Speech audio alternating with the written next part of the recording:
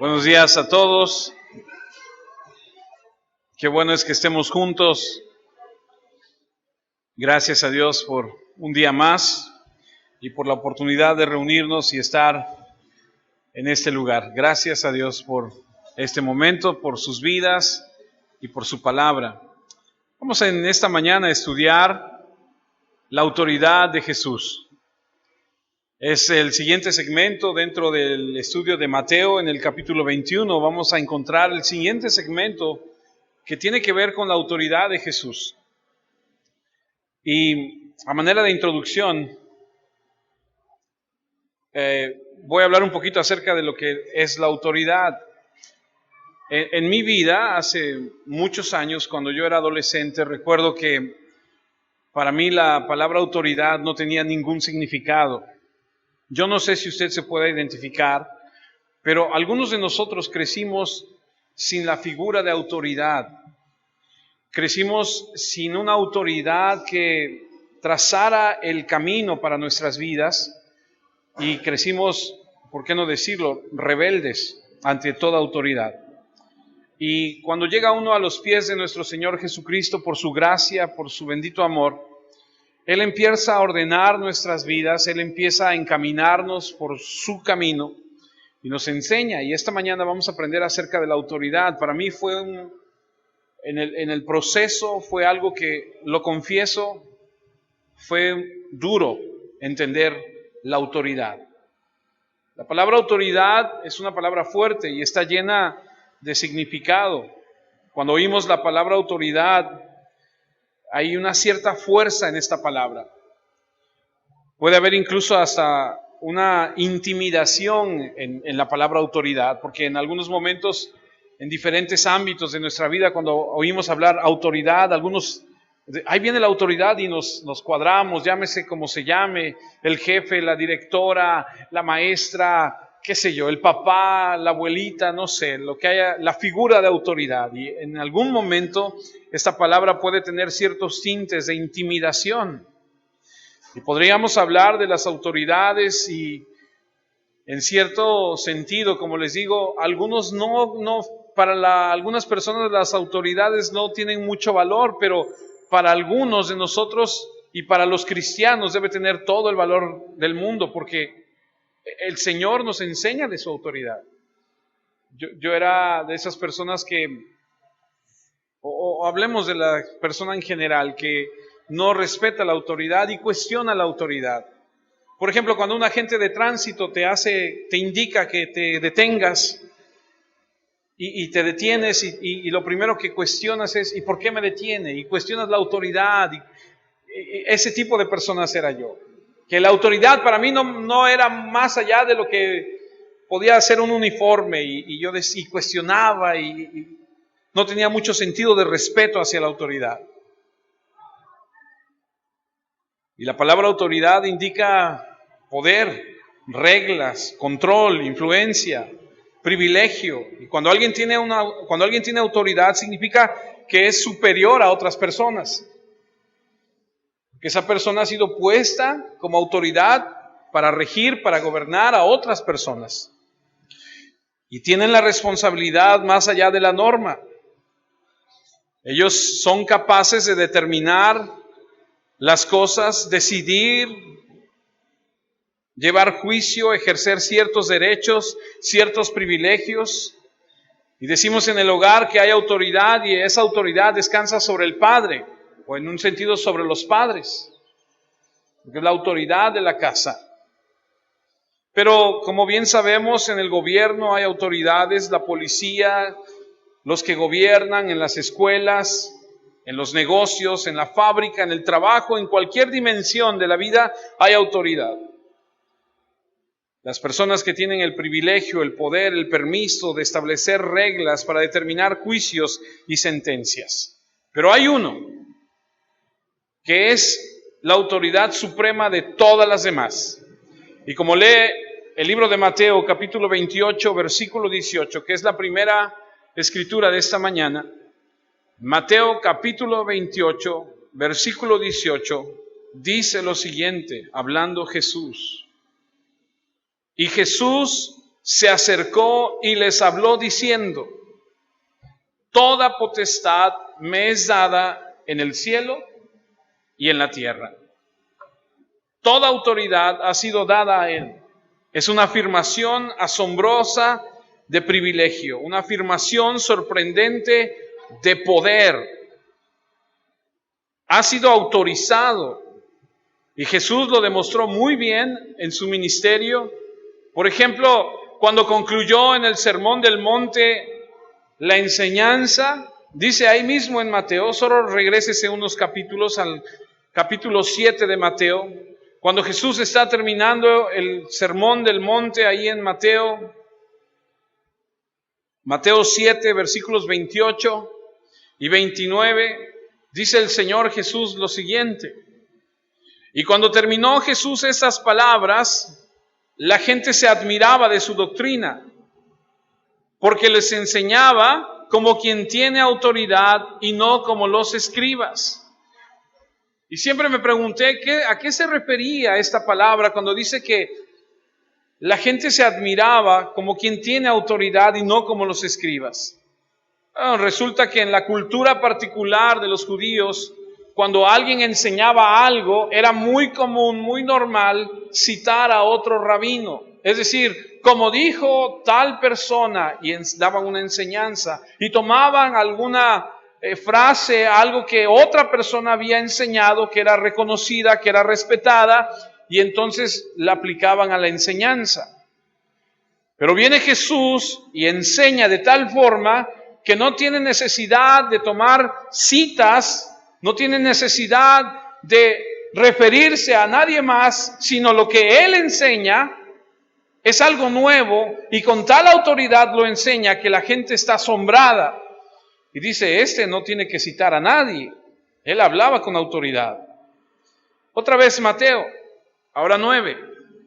El libro de Mateo, capítulo 9, versículo del 1 en adelante, nos narra un suceso que es muy conocido por muchos, a donde unos amigos llevan a otro amigo de ellos que está paralítico y rompen el techo de un lugar y lo van a meter por en medio porque hay mucha gente y no permite la gente llegar hasta donde está el maestro, y esta gente está dispuesta a hacer lo que sea. Y narra Mateo 9 del 1 al 8. Entonces, entrando Jesús en la barca, pasó al otro lado y vino a su ciudad. Y sucedió que le trajeron a un paralítico tendido sobre una cama. Y al ver Jesús la fe de ellos, dijo al paralítico: ten ánimo, hijo, tus pecados te son perdonados. Ahora, algo muy interesante de la enseñanza es que Jesús, antes de sanar al hombre, perdona sus pecados.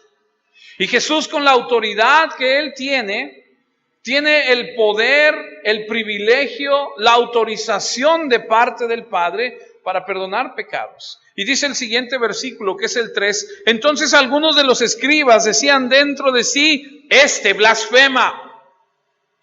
Nuestro Salvador y nuestro Señor, que sabe todo, aún los pensamientos y las intenciones del corazón, dice en el versículo 4, que conociendo Jesús los pensamientos de ellos, dijo: ¿por qué pensáis mal en vuestros corazones?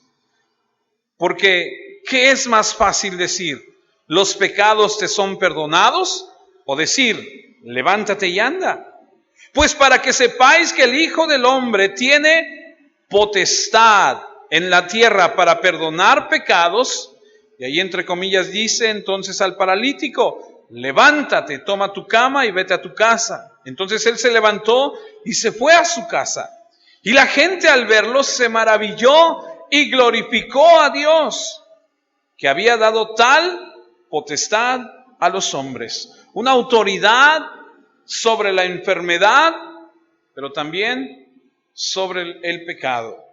Tenía autoridad para decir lo que quería decir y que esto se convirtiera en algo para que los hombres vivieran en base a esa palabra. Tenía autoridad para sanar y tenía autoridad para perdonar el pecado.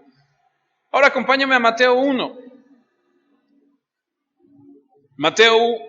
Es Marcos, discúlpeme, leí mal, es Marcos 1. Marcos 1, versículo 22. Otra vez, la Escritura nos muestra cómo la gente se admiraba de su doctrina, dice Marcos 1:22, porque les enseñaba como quien tiene autoridad y no como los escribas, los religiosos. Este hombre cuando enseña, algo tiene que es diferente a los que nos han estado enseñando. Ahí mismo, más abajo en el versículo 27 y 28 de Marcos 1. Y todos se asombraban de tal manera que discutían entre sí diciendo, ¿qué es esto? ¿Qué nueva doctrina es esta? Que con autoridad manda aún a los espíritus inmundos y le obedecen. Y muy pronto se difundió su fama por toda la provincia alrededor de Galilea. Y aquí vemos a nuestro Señor que tiene autoridad para enseñar, no como los escribas, sino tiene autoridad diferente. Y vemos que tiene autoridad para sanar enfermos, para perdonar pecados, pero también para expulsar demonios. Y la gente se asombraba y decía, ¿qué autoridad es esta? Juan, capítulo 1. Juan, capítulo 1, versículo 12. Mas a todos los que le recibieron, a los que creen en su nombre, les dio potestad de ser hechos hijos de Dios. Un texto muy familiar. Él tenía autoridad para decidir quién era hijo de Dios y quién no. A estos, los que le recibieron, les dio el derecho. Él se los concedió.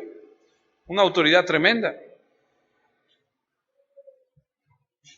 Entonces Jesús no solamente tiene autoridad para enseñar, para sanar enfermedades, para perdonar pecados, para expulsar demonios, para decidir quiénes son hijos de Dios, sino también, ahora acompáñenme a Juan 5, ahí mismo, solo unos capítulos más adelante. Juan 5, versículo 27.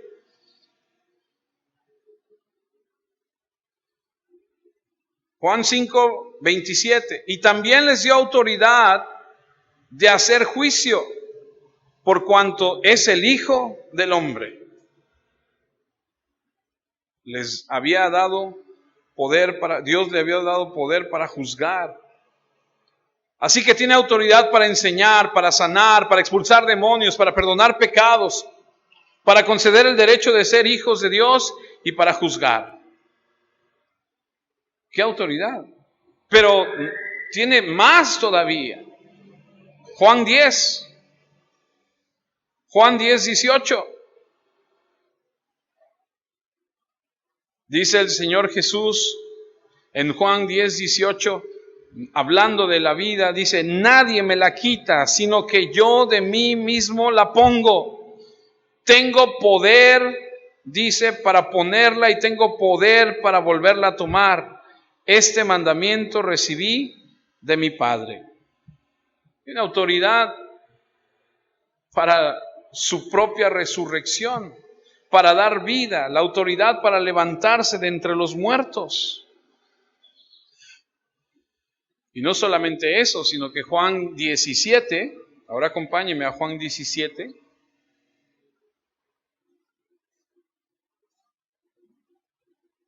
versículo 2. Como le has dado potestad sobre toda carne, para que dé vida eterna a todos los que le diste. Autoridad para dar vida eterna. Este Jesús que anda enseñando en este lugar, este Jesús que hoy estudiaremos, que viene de regreso al templo, que va a ser confrontado con los religiosos, tiene una autoridad dada de parte de Dios para enseñar, sanar, perdonar pecados, expulsar demonios, dar la potestad de quién es hijo de Dios y quién no, para dar su vida y resucitar para dar vida eterna, tiene una autoridad impresionante. Hace algún tiempo atrás, hace algunos meses, estaba yo en la calle, en el coche, y delante de mí había 2 carros más. Y estaba un agente de tránsito en la esquina y estaba discutiendo con una persona que se iba a estacionar en un lugar que no debía estacionarse. Y estamos todos esperando porque no nos deja circular el agente de tránsito, porque está literalmente parado con los brazos extendidos diciéndole al que se va a estacionar: no te puedes estacionar aquí. Y el otro le echaba el carro encima. Y entonces pasaron, yo creo que soy una persona paciente, pero habrán pasado 10, 15 minutos y no hay circulación. Y la gente se ha desesperado y están tocando el claxon. Ya sabes cómo se pone uno, ¿no? Y entonces me bajo del auto y voy con el agente de tránsito y le digo: oficial, aquel oficial está desesperado porque él tiene la investidura de autoridad por su uniforme, por su placa, pero no le están haciendo caso a su autoridad. Entonces voy y le digo: oficial, buenos días, disculpe que le moleste, me he dado cuenta que tiene usted un problema con esta persona que no le quiere obedecer, porque todos estamos escuchando y viendo. ¿Le puedo dar un consejo? ¿Por qué no deja usted que el señor se estacione? No, pero es que, escúcheme, déjelo que se estacione. Háblele usted a la grúa y que se lo lleven. Y si el señor se pone pesado, háblele usted a la policía y que lo arresten. Porque, señor agente de tránsito, la autoridad es usted. Y se va a hacer lo que usted diga, nos guste o no nos guste. Y si alguien desobedece la autoridad, para eso está usted. Se me quedó viendo el hombre y me dijo: sí, ¿verdad? Le dije: sí. Se quitó, aquel hombre se estacionó y todos pasamos. ¿Qué pasó? No sé. Pero a veces así somos. Queremos imponer nuestra voluntad a pesar de que hay reglas, a pesar de que hay autoridades, a pesar de todo, queremos hacer lo que más nos conviene. Pero aquí viene uno que tiene autoridad dada por Dios. Y este hombre, Jesucristo, Dios eterno, nuestro Salvador, viene a enfrentar con la autoridad que Él tiene a un sistema judío establecido de muchos años, acostumbrados a hacer lo que quieren, de la forma que mejor les ha placido. Viene de regreso porque ya estudiamos que ha entrado un día anterior a la plaza de lo que es el templo y ha echado fuera a los cambistas. Ha echado fuera y no ha dejado que nadie entre y pase por ahí, porque tenían por costumbre pasar por el patio para transportar de un lugar a otro sin querer darle la vuelta al edificio. Y ha puesto orden y viene de regreso y se va a enfrentar con estas autoridades a quien él ha ignorado absoluta y completamente la autoridad de ellos, porque Él es la autoridad máxima. Él nunca les pidió permiso para nada, no pidió permiso, no pidió aprobación para su doctrina, para sus sanidades, para expulsar demonios, para los veredictos, para su juicio. No les pidió nunca que le ayudaran a decidir quiénes eran los hijos de Dios y quién no. No les pidió consejos sobre la manera de dar vida eterna, los ignoró por completo. Ahora, sobre la autoridad de Cristo, creo que es útil tener en cuenta 2 palabras que el griego hace referencia al poder. Una de ellas es dunamis, de donde viene dinamita. Esta palabra se traduce como poder. Pero hay otra palabra que viene del griego también, que se traduce también como poder o autoridad. Exousia, así, Exousia, exousia, la cual se traduce como autoridad, como poder. Y existe una diferencia entre dunamis y exousia, porque una habla acerca de la capacidad y la otra habla acerca del derecho para hacerlo. Y cuando decimos que Jesús tenía autoridad, no solo significa que Él tenía el poder, sino también que Él tenía el derecho de hacerlo, porque Dios le ha concedido ese privilegio, actuar en su nombre, en este mundo, sin tener en cuenta las autoridades de los hombres.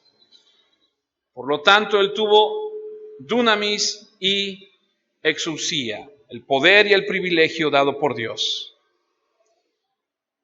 Esto se refiere muchas veces en los evangelios, por ejemplo, en el libro de Juan, al menos 3-4 veces entre los capítulos 5 y 8, hago lo que el Padre me ha enseñado. Tenía autoridad dada por Dios. ¿Recuerdan cómo entró en el templo al inicio de su ministerio en Juan capítulo 2? Volcó las mesas también, hizo un látigo de cuerdas, echó afuera a todos, y hace unas semanas acabamos de ver cómo lo volvió a hacer. No llegó y dijo, disculpe, ¿me da permiso de poner orden aquí? No, Él entró como en su casa y dijo, a ver, ¿qué está pasando aquí? Y puso orden. ¿Por qué? Tiene autoridad. Él no preguntó, ¿cuáles son las reglas para limpiar el templo? ¿Qué debo hacer primero? No, Él llegó y puso el orden. No pidió permiso a nadie, sino al Padre. Y cuando recibió el permiso del Padre y estuvo en la voluntad de Dios, no buscó la aprobación terrenal. Fue y lo hizo. Y debido a eso, los judíos lo querían matar. Estaban sorprendidos, horrorizados de que haya actuado sin ningún tipo de aprobación. Y ahorita lo vamos a ver, le cuestionan y le dicen, bueno, ¿tú con qué autoridad haces lo que haces? Y entonces esa va a ser la enseñanza de esta mañana.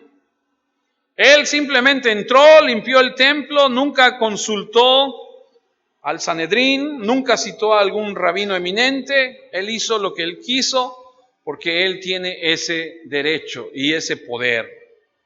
Dijo lo que él quería y actuó como él quería. Ahora, escuche, cuando digo esto, no estoy hablando de un Jesús caprichoso, estoy hablando de un Jesús de orden, que hace lo que el Padre le ha dicho que haga. Y este comportamiento de este Jesús es inaceptable para ellos. Porque la enseñanza rabínica no tenía autoridad inherente. Los rabinos citaban a otros rabinos que citaban a otros y de estos a otros, como le mencioné hace un rato, y era la única autoridad que tenían. Y había que obtener la aprobación del Sanedrín para ser ordenado, para funcionar como un rabino aceptado. Pero Jesús tenía su propia autoridad, porque no tenía la autoridad dada por los hombres, sino por Dios. Y eso fue lo que creó el conflicto a lo largo de todo su ministerio. Así que en esta sección de Mateo vamos a estudiar lo que sucede, lo que se deriva del incidente que Jesús tuvo. Pero para entrar, vamos a Mateo 21:15. Porque Jesús ha limpiado el templo. Y entonces ahí en Mateo 21:15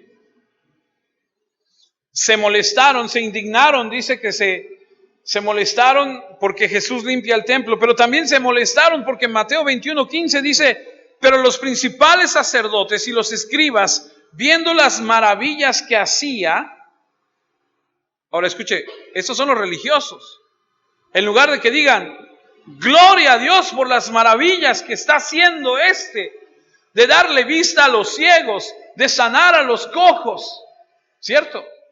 En lugar de glorificar y exaltar al Señor, dijeron, no, a ver. Viendo las maravillas, y dice, y a los muchachos aclamando en el templo diciendo, Hosana al hijo de David, ¿qué pasó? Se molestaron, se indignaron, porque dijeron, este está actuando fuera de lo que es nuestra forma de hacer las cosas. ¿Quién se cree a venir aquí y hacer las cosas como él quiere? ¿No le ha pasado de repente cuando la suegra llega a su casa y quiere hacer cosas que usted dice, no, espérame? ¿No? ¿No le pasó nunca? Que alguien llegue a tu casa y que quiera hacer las cosas en tu casa a su manera. Digo, cuando alguien quiere meterse en tu casa y hacer cosas que tú no estás acostumbrado a hacer, hay cierta molestia, ¿no? Dices, aquí la cosa es que no era casa de ellos, era casa de Jesús. Pues solo por poner un ejemplo, para poder identificarnos. No pueden tolerar una persona que expone su falso culto, que desenmascara la hipocresía. Y rabiosos, enojados, indignados, saben que tienen que eliminarlo lo más rápido posible antes de que haya una revolución religiosa. Después de limpiar el templo, leímos que regresa a Betania. Ya para este entonces es miércoles por la mañana. Viene de regreso al templo. Es cuando vimos que está la higuera. Les da una enseñanza profunda a los apóstoles, a nosotros, de la identidad falsa y el poder de la oración al maldecir a la higuera, y entonces va directo al templo. Y aquí es donde empieza la enseñanza. Mateo 21-23.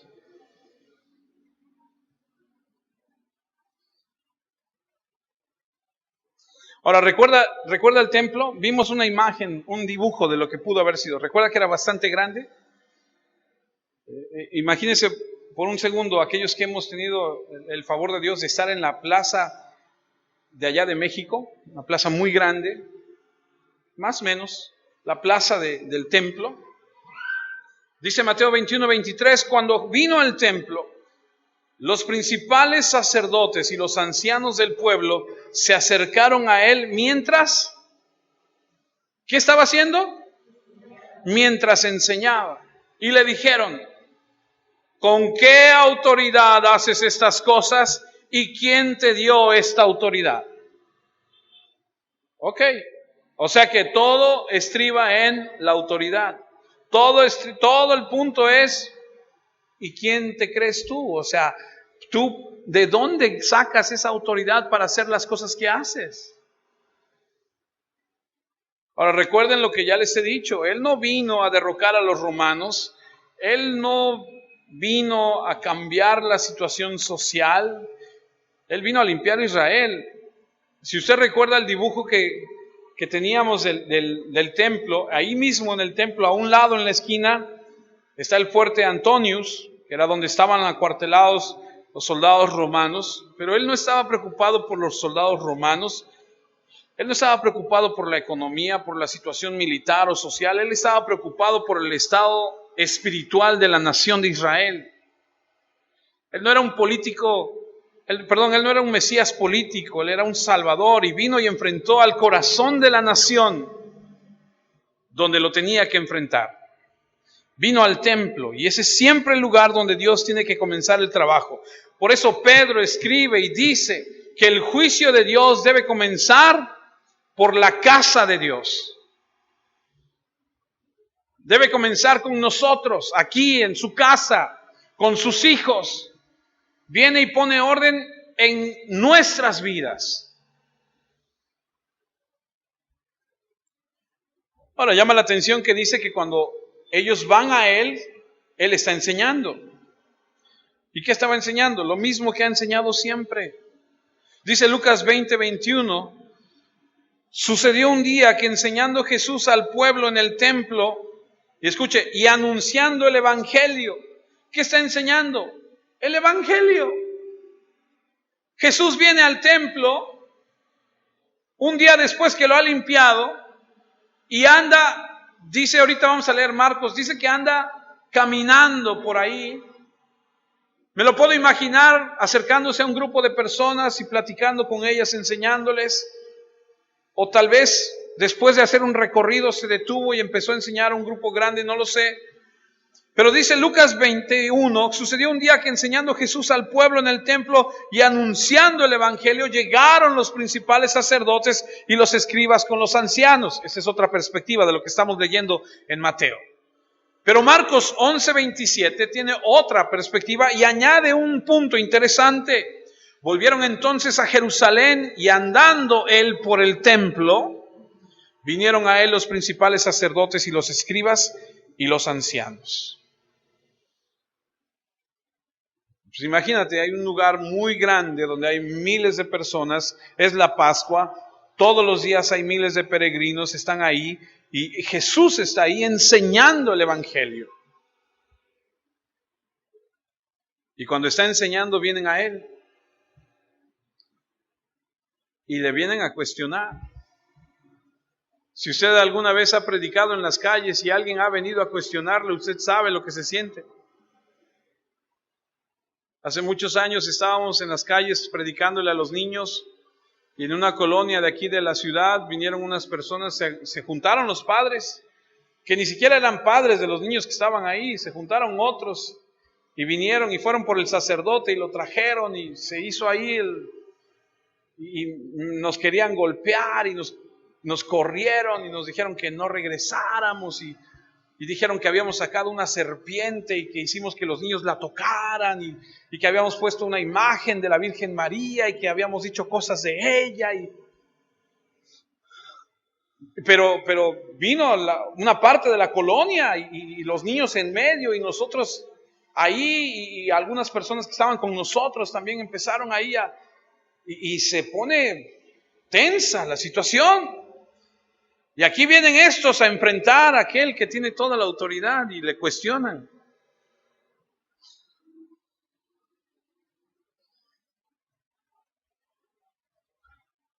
Pero Jesús, con su enseñanza, con su poder, con su autoridad, nos va a dar una lección impresionante. Y es que estos líderes querían callarlo, querían matarlo, pero no podían. Mire lo que dice Lucas 19:48. Lucas 19:48 dice y no hallaban nada que pudieran hacerle. O sea que andaban buscando qué hacerle. Porque todo el pueblo estaba suspenso oyéndole. Todos estaban atentos escuchando a Jesús y estos atrás maquinando cómo hacerle para callarlo, para eliminarlo, lo querían muerto. Y entonces se acercan y le preguntan, ¿con qué autoridad haces estas cosas? ¿Y quién te dio esta autoridad? Ahora, antes de entrar a la respuesta y a lo que viene, tenemos que entender algo. Este grupo de hombres que se acerca a Jesús dice que son los sacerdotes, los ancianos del pueblo, los escribas, y tenemos que entender un poquito acerca de todo esto. Es un grupo grande. Si bien es cierto que la Biblia no nos dice que hayan ido todos, por lo menos debemos entender un poquito lo que representan, lo que hay detrás de ellos. Que no nos dice cuántos fueron. Pero nada más para que tenga usted una idea,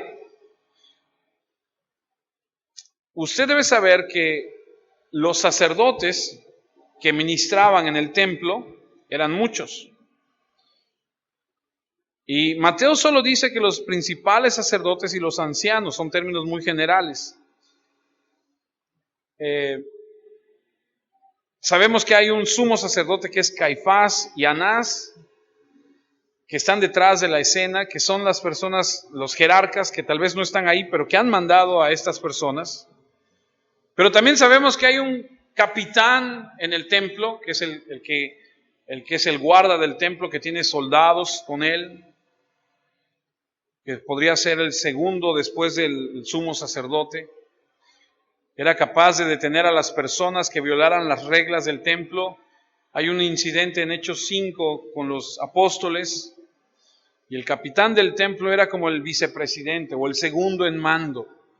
Y luego estaban los sacerdotes que semana a semana ministraban.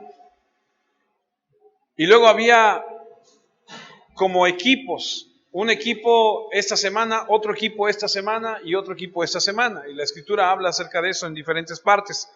Y el punto es que había sacerdotes para la ofrenda de la sal, para el agua, para el pan, para la leña del fuego, para diferentes cosas. Entonces, lo que hay detrás de estos hombres que van a ver a Jesús es toda una organización, es un grupo de hombres grande. Hay muchos. Pudiera haber habido en un día ministrando 150 y tantos sacerdotes. Imagínate matar a cuántos animales diarios, se requiere de mucha gente. Estaban los tesoreros y había mucha gente. Le dije que nada más para cerrar la puerta, la puerta de la hermosa que estaba ahí en el templo, 20 personas para cerrar la pura puerta. Es decir, cuando vienen estos a hablar con Jesús, detrás de ellos hay un montón de personas.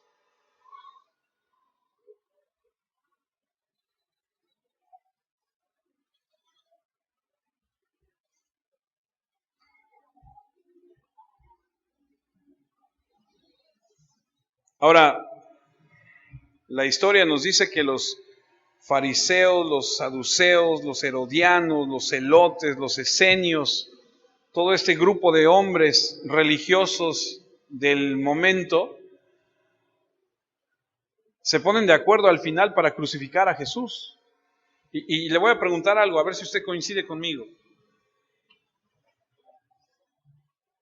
De repente, cuando hay diferentes tipos de pensamiento, hay una ruptura. Este piensa azul, aquel piensa verde y aquel piensa rojo. Pero cuando hay un enemigo común, todos cierran filas y atacan al enemigo común, ¿cierto? Y entonces están los fariseos, están los esenios, están los saduceos, están todos estos religiosos que se hacen uno para venir contra Jesús. Ninguno de los cuales podía estar de acuerdo unos con otros, pero porque cada quien tenía sus puntos de vista. No pueden ponerse de acuerdo para casi nada, pero pueden reunirse para la detención de Cristo a causa de esto. Y toda falsa religión tiene esto en común. Es de logros humanos. Es una religión de obras. Y así puede definirse como en contra de la religión. La religión va en contra de la realización divina, que es el Evangelio. Incluso el día de hoy, ¿usted sabe lo que es el ecumenismo? Es el juntar a las religiones del mundo bajo un mismo pensamiento. Y todos los que estén fuera de ese pensamiento se convierten en enemigos de esto. Y esto está sucediendo hoy en día más de lo que usted y yo nos podemos imaginar. El ecumenismo cada día gana más y más terreno. Que los católicos y los pentecostales y llámese como se llamen, todos se unan. ¿Sabía usted que ahora la Iglesia Católica dice que ya no hay la palabra de hermanos separados, la han eliminado de su vocabulario? Ya no dicen, hey, tú eres hermana separada. No. Hay una reconciliación ahora. Ahora todos somos hermanos. Ahora todos adoramos al mismo Dios. Ahora todos vamos a ser una gran familia. Y todo se está perfilando a que todos vayan por un mismo pensar.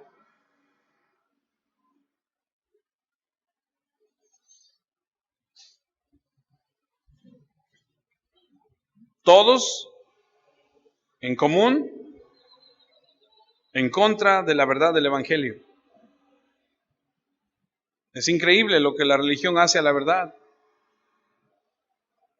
Se nota que estos religiosos se han consultado entre ellos y vienen tramando para deshacerse de Jesús. No pueden soportar lo que está pasando, por lo que cuestionan y dicen: ¿con qué autoridad estás haciendo lo que haces?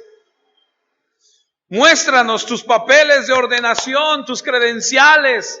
¿Dónde está la aprobación de nuestro sistema, del Sanedrín, para que hagas lo que tú estás haciendo? Sin duda tiene que ver con la enseñanza y la predicación. Pero más que eso, el limpiar el templo, la entrada real de hace unos días, donde la gente le ha dicho Hosana al Hijo de David, donde han aventado ramas y le han puesto la ropa. A ellos han visto lo que ha pasado. Ha entrado como un rey, ha limpiado el templo, han visto los milagros, han escuchado que ha perdonado pecados, ha echado fuera los demonios, y le preguntan: ¿de dónde sacas esa autoridad? ¿Dónde están tus credenciales?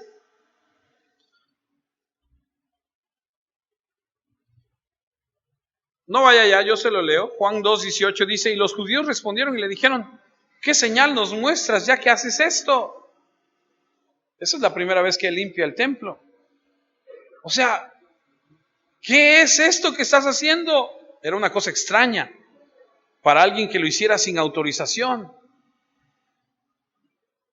Supongo que si querías hacer algo tendrías que tener cierta autorización.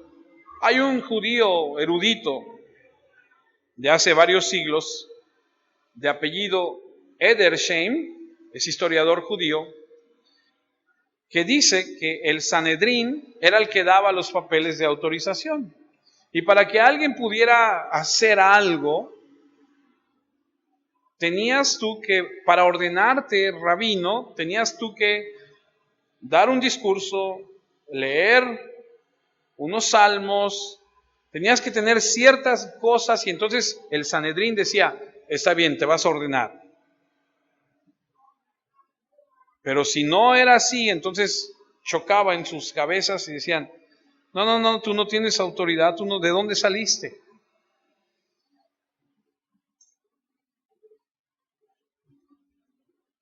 Incluso dice este hombre que se les concedía el poder de atar y de desatar, se les concedía el poder de enseñar y juzgar. Y una vez que él tenía la autorización rabínica, que por cierto solo podía ser dada dentro de Israel, no fuera, entonces serías reconocido como un rabino, como un maestro con credenciales. Jesús no tenía esas credenciales, él solo ejercía autoridad. Pero vamos a ver qué pasa. Mateo 21:24. Le preguntan: ¿con qué autoridad haces esto? Y Jesús responde. 21:24. Respondiendo Jesús les dijo: yo también les haré una pregunta. Si me la contestáis, también yo os diré con qué autoridad hago estas cosas. Pregunta por pregunta. ¿Quieres saber? Bueno, tú contéstame esta y ya yo te digo. Versículo 25. El bautismo de Juan, ¿de dónde era? ¿Del cielo o de los hombres? Ellos entonces discutían entre sí diciendo: si decimos del cielo, nos dirá: ¿por qué pues no le creísteis? Es una pregunta justa. Juan el Bautista, la voz que clama en el desierto, allá en el Jordán, preparando un pueblo para el Mesías. Todo el mundo había escuchado de él. El último profeta del Antiguo Testamento, dicen algunos. Un gran hombre que había estado ahí. Todo Israel iba a él. Y cuando Jesús dice el bautismo de Juan, lo que quiere decir es el ministerio de Juan, que fue simbolizado por lo que hacía a través del bautismo.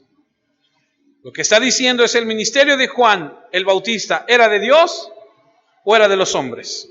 Pregunta difícil. Digamos que dicen que era del cielo, entonces tendrían que admitir que Jesús es el Cristo, porque él decía: el que viene detrás de mí.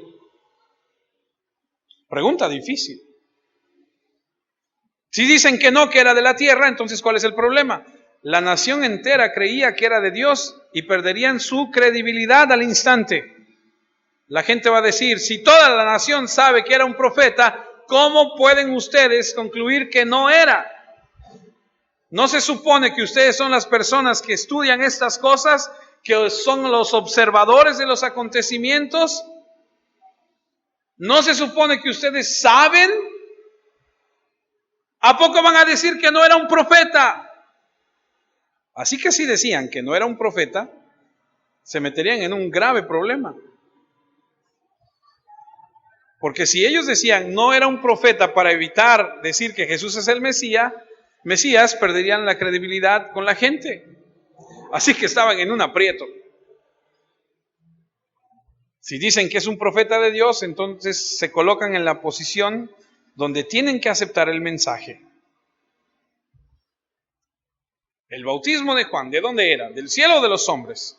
Ellos entonces discutían entre sí, diciendo, si decimos del cielo, nos dirá, ¿por qué pues no le creíste? ¿Qué vamos a decir? Versículo 26. Y si decimos de los hombres, tememos al pueblo, porque todos tienen a Juan por profeta. Si dicen que es de los hombres, la gente va a decir, vaya líderes religiosos que tenemos en Israel. ¿Saben qué? No los necesitamos. Ustedes no saben nada. No pueden apreciar que este era profeta de Dios. Era claro. Por eso Juan, cuando Juan vivía, dijo ahí estoy hablando de Juan el Bautista. Dice Juan el Bautista en Juan capítulo 5, versículo 36. Pero yo tengo un testimonio, perdónenme, me confundí, es Jesús. Porque Juan el Bautista dice, yo tengo que menguar para que él crezca. Y Jesús en Juan 5:36 dice, pero yo tengo un testimonio de más valor que el de Juan. Las obras que yo hago son mi testimonio. El Padre me dio estas obras para hacer y ellas demuestran que Él me envió. Por eso Juan el Bautista siempre decía, yo tengo que menguar y Él tiene que crecer. Jesús dice, yo tengo mayor testimonio que el de Juan. Si dicen que es del cielo, que Juan el Bautista había llegado, entonces tienen que aceptar que Él es el Mesías. Y ellos no van a hacer eso. Por el contrario, ellos no aceptan los hechos, los ignoraban. Veían que sanaba enfermos, veían que hacía esto, veían que hacía aquello, y parecía que no veían las evidencias. No les importaban las evidencias. Estaban acostumbrados a ignorar las evidencias. No importaba lo que Jesús dijera, no importaba lo que hiciera, no importaba qué tan grandes fueran sus milagros. Lo absolutamente incuestionable sobre su enseñanza, se negaban a creer. Es más, hay un incidente en Juan 5, acompáñenme allá. Juan 5, versículo 14.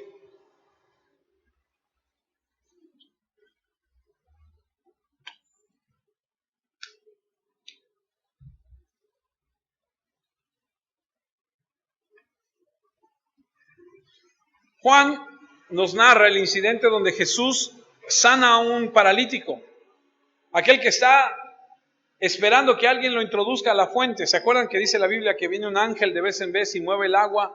Y aquel que entrara primero al agua era sanado. Y que este hombre ha estado ahí mucho tiempo porque nadie lo puede llevar.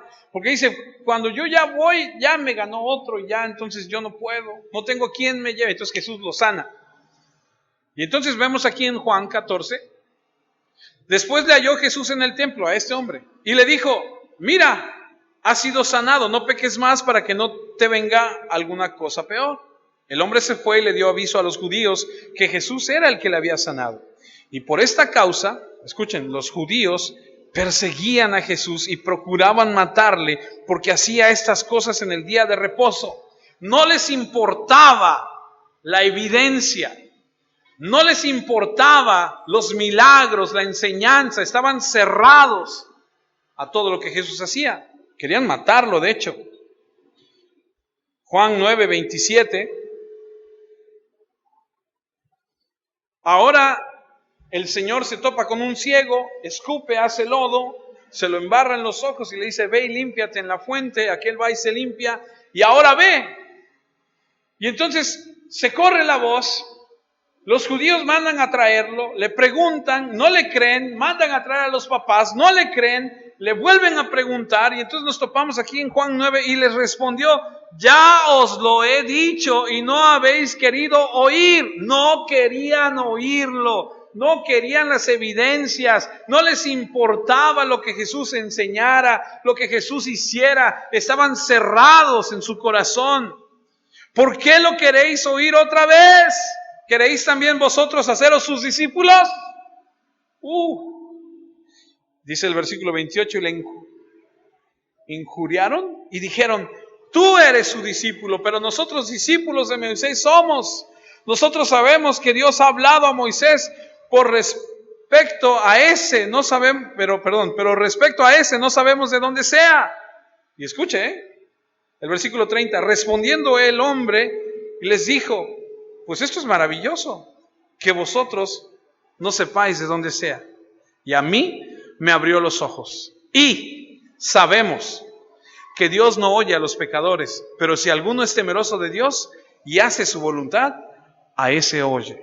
O sea que les está enseñando a los que saben. Y es maravilloso que ustedes que dicen saber no se dan cuenta que me sanó. Cuando la incredulidad investiga la verdad, se topa con la respuesta equivocada. Estaban predispuestos a ignorar los hechos, típico de las personas que vienen a ver el mensaje del Evangelio, a mirar la virtud de Jesucristo. Ya se han convencido a sí mismos de que su camino es el correcto, el camino de Dios. Ellos en su corazón dicen: no me importan las pruebas, no me importa, y rechazan porque están predispuestos. Versículo 27 de Mateo 21. Y respondiendo a Jesús dijeron, a la respuesta, si era de Juan, si era de Dios o era de los hombres, responden ahí en el 27 y dicen: no sabemos. Y él también les dijo: tampoco yo os digo con qué autoridad hago estas cosas. ¿No me van a responder? Ok, entonces no les digo.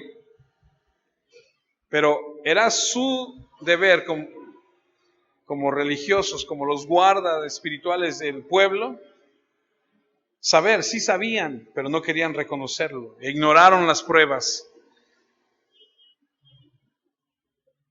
Porque al aceptarlas tendrían que reconocer que Jesucristo era el Mesías, pero por la dureza de su corazón. No voy a responder, dice Jesús. ¿Has escuchado la expresión: no eches las perlas a los cerdos? Ellos rechazaron la luz. Escuche, esto es fuerte. Y entonces él dijo: ok, entonces, ¿no quieren la luz? La apago. ¡Fum! Oscuridad total para ustedes. No tengo nada más que decirles. Estudiaremos, si Dios nos permite, en Mateo 23, 33, cuando Él les dice: serpientes, generación de víboras, ¿cómo escaparán o cómo escaparéis de la condenación del infierno?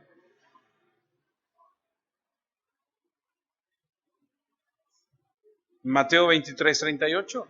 He aquí vuestra casa o es dejada desierta. Es decir, a partir de ese momento, cuando Él les dice: a ver, contéstenme, y ellos dicen: no sabemos, entonces Jesús dice: ok, entonces no tengo más que decirles. Y se cierra, y se apagan las luces, y se acaba, y Él da un paso atrás, y con ellos nada. Generación de víboras, ¿cómo van a escapar? Han tenido la oportunidad y no la aprovecharon. Ahora su casa queda desierta. Jesús, cuando está con Caifás, dice Mateo 26, 63, mas Jesús callaba. Entonces el sumo sacerdote le dijo: te conjuro por el Dios viviente que me digas si eres tú el Cristo, el Hijo de Dios. ¿Y qué hizo Jesús? No dijo nada. Aunque lo hubiera dicho, no le hubieran creído. No tenía nada más que decirle. Cuando fue acusado por los principales sacerdotes y ancianos, dice Mateo 27, 12, y siendo acusado por los principales sacerdotes y por los ancianos, nada respondió. No dijo nada. Lo habían rechazado tanto tiempo que llegó el momento que Él los rechazó a ellos. No quieren, no saben, no quieren reconocer, se acabó. Y te voy a decir algo, Dios es muy paciente, y nos ha tenido paciencia a muchos de nosotros, y nos sigue teniendo paciencia, gloria a su nombre. Pero Dios es un Dios de orden, y llega el momento a donde con Dios no se puede jugar, a donde Dios pone un hasta aquí.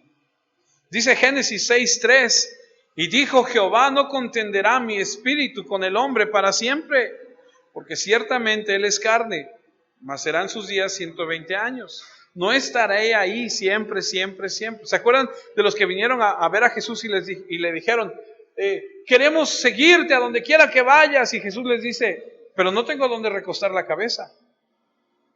Y se va y no aparece más. No veo a un Jesús yendo detrás de la persona diciendo, anda, ven, mira, piénsalo bien, ven, ándale, mira, ven, cálmate. A ver, escúchame, mira, no. Yo no veo a un Jesús así, rogándole a la gente para que lo acepte.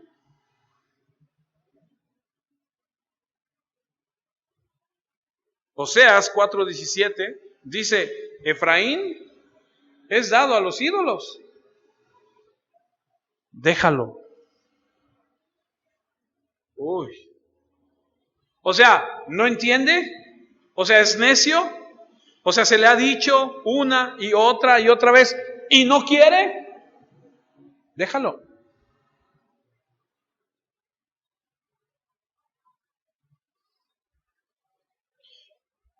Isaías 63:10. Mas ellos fueron rebeldes e hicieron enojar su Santo Espíritu, por lo cual se les volvió enemigo. Y él mismo peleó contra ellos. Ok, ¿no quieres obedecer? ¿No quieres escuchar? ¿No quieres lo que dice la Escritura? ¿Quieres seguir abusando de la gracia, del favor, del perdón, de la misericordia del Señor? La Biblia dice que hay un momento donde Él dice, hasta aquí. ¿Te acuerdas de aquellos que dice la Escritura que llegarán y le dirán, Señor, en tu nombre? Le va a decir, apártense de mí, yo a ustedes no los conozco.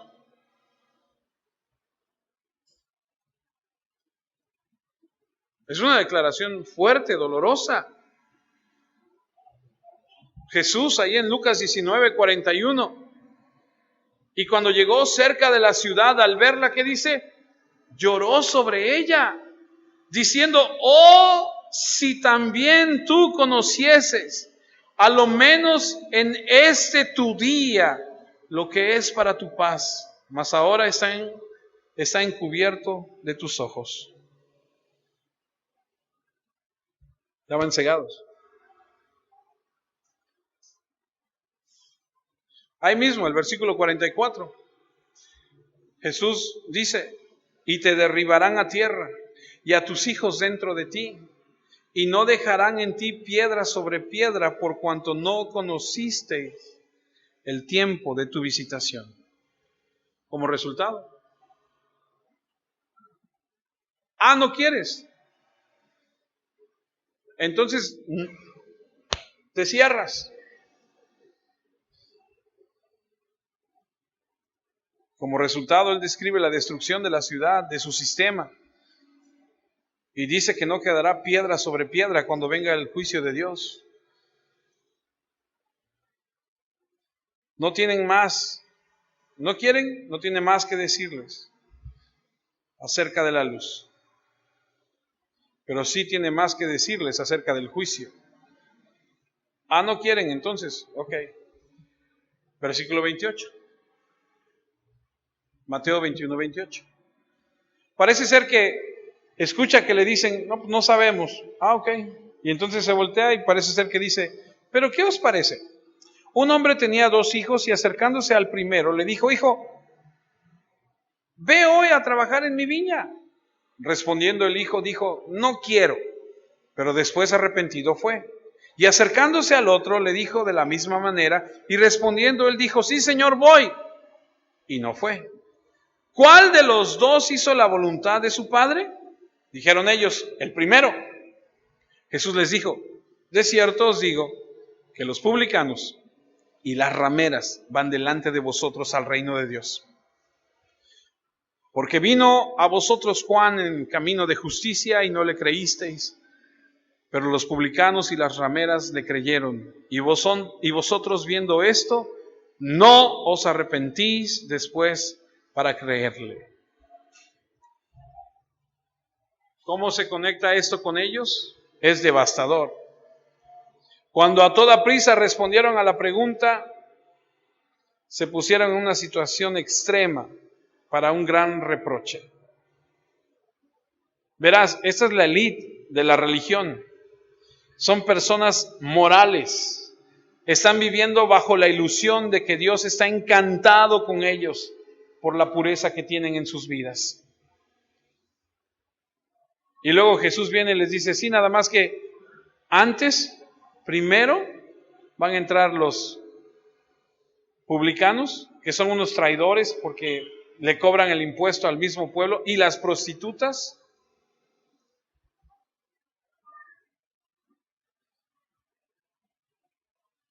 los cuales representaban para la sociedad de ese momento la escoria. Y Jesús les dice, en efecto, son como el segundo hijo, cuando dicen que van a hacer y nunca lo hacen. Ustedes fingen obedecer a Dios, pero nunca van a la viña y viven bajo sus términos y obedecen solamente sus órdenes y no lo que Dios dice. Por el otro lado, estos que son rebeldes, que son los publicanos, las rameras, que empezaron rebelándose, dijeron, no vamos a la viña, y terminaron obedeciéndole. Y aquí el punto es que hay gente que demanda obediencia y no obedece. Las personas que niegan la obediencia, que no obedecen, están en graves problemas. Y hay gente que dice, no lo hago, y se arrepiente y termina haciéndolo. Esas personas, los que se arrepienten, son los que irán al reino de los cielos. Y vaya que perdieron credibilidad delante de la multitud. Porque cuando Jesús les dice, primero entrarán, lo que está diciendo es que ellos sí van a ir y ustedes no. Y ellos, que son considerados lo peor de la sociedad y ustedes lo mejor de la sociedad, fue como darles una cachetada con guante blanco, como decimos, ¿no? Ustedes se creen y la verdad es que no lo son. Wow.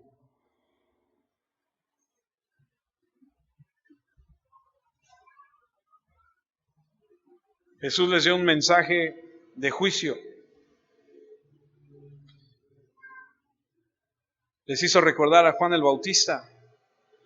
Lo escucharon, un hombre justo, un hombre que ayunaba, que no vestía con grandes ropas. ¿Usted se acuerda cómo dice la Biblia acerca de Juan el Bautista?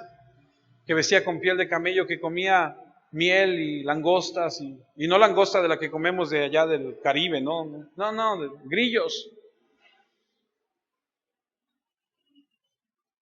Él, que trajo un camino de justicia que era recto, no le hicieron caso.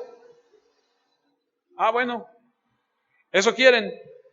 Acuérdense de las palabras que dijo Juan. Viene uno detrás de mí que va a poner el hacha a la raíz del árbol que no da fruto. ¿Para qué? Para cortarlo y echarlo en el fuego. Que trae su aventador en la mano, que va a echar el trigo y lo va a separar de la cizaña. El trigo lo guardará y la cizaña la echará al horno de fuego que no termina nunca de consumirse. Palabras de juicio.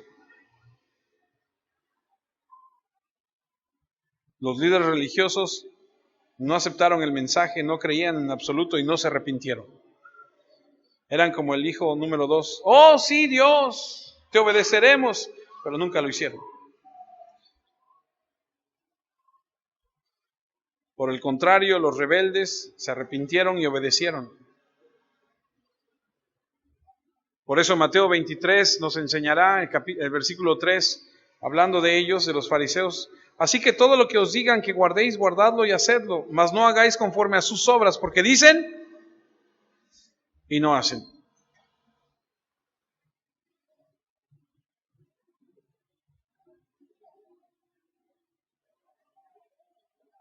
Me regreso a Mateo 21:32. Porque vino a vosotros Juan en camino de justicia y no le creísteis, pero los publicanos y las rameras le creyeron, y vosotros, viendo esto, no os arrepentís para creerle. Ejemplo de rectitud, mensaje justo, no le creyeron. Suficiente acusación.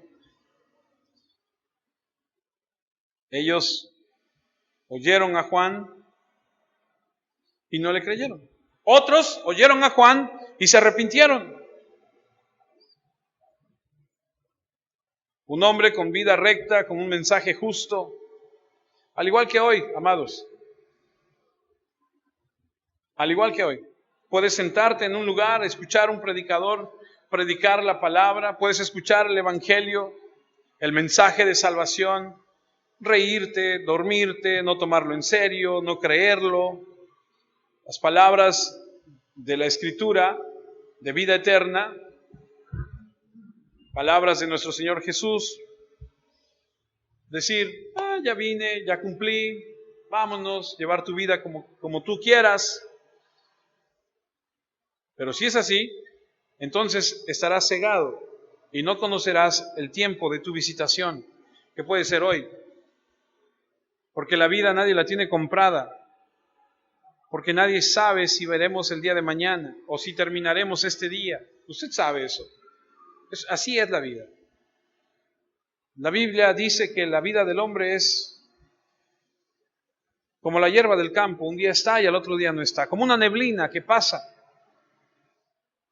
Es tiempo de tomar al Señor en serio. Es tiempo de tomar al Señor como lo que es. La decisión es tuya. Tú sabes lo que haces.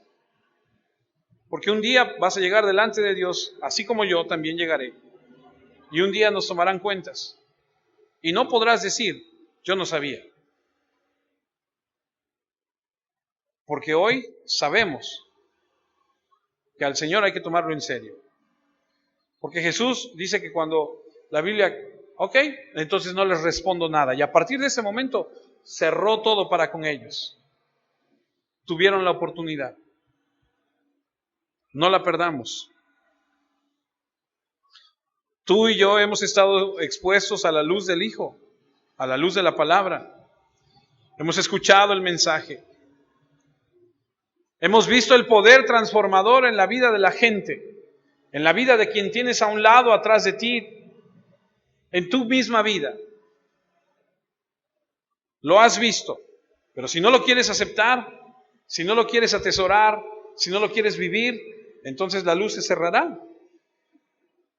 Y no estoy tratando de manipular y de condenarte, estoy tratando de que entendamos lo que la Escritura dice. Por lo tanto, amados, analiza tu corazón. ¿Crees el mensaje? ¿Crees el poder transformador? ¿Se puede negar que el Espíritu de Dios ha trabajado en nosotros? El Señor dice, mi espíritu no contenderá con el hombre para siempre.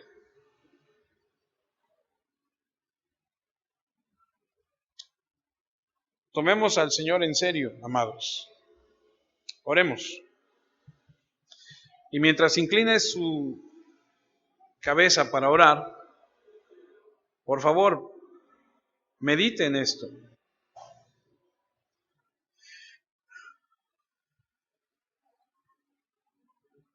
Medita en tu vida, porque nadie dará cuentas por ti. Tú tendrás que dar cuentas. ¿Has escuchado el mensaje?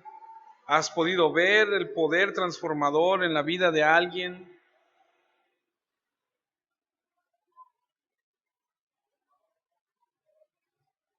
Medita. Si no has rendido tu vida a Jesús como Salvador, como Señor, como Rey, hoy puedes hacerlo. Jerusalén tuvo su día. Este es nuestro día.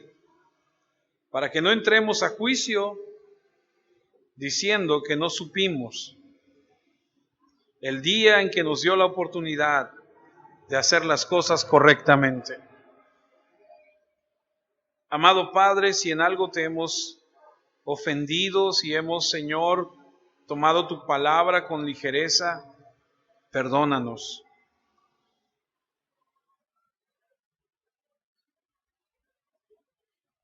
Te pido que la dureza del corazón sea, Señor, quebrantada por el poder de tu palabra. Que la rebeldía de nuestra vida sea, Señor, quitada por tu amor, por tu bondad, por tu misericordia.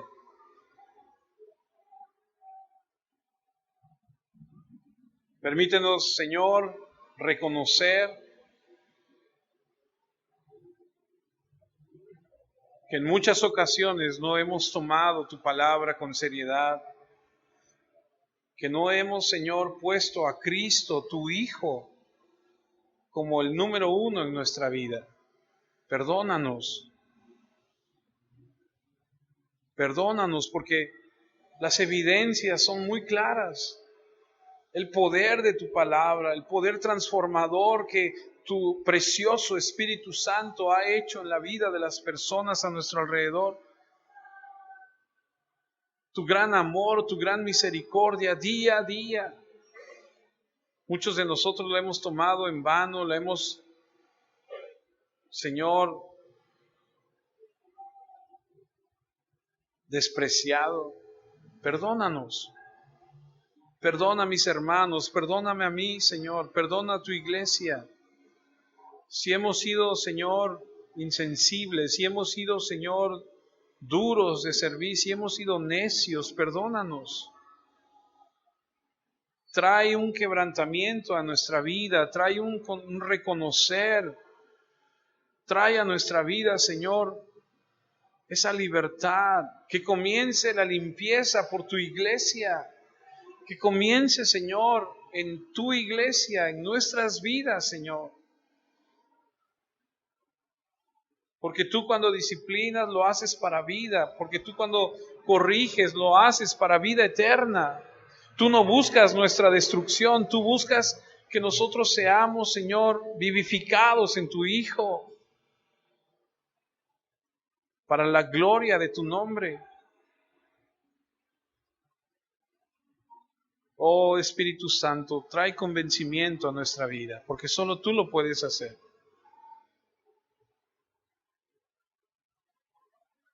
Que haya en nuestra vida un pesar, Señor, por el pecado que hay en nosotros. Que venga una libertad a nuestra vida al saber que Cristo nos ha perdonado y nos ama.